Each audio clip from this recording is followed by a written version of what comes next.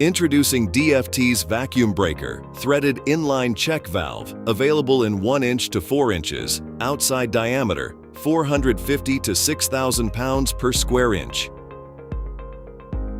It features a stainless steel construction, containing a spring-assisted design for silent non-slam closing,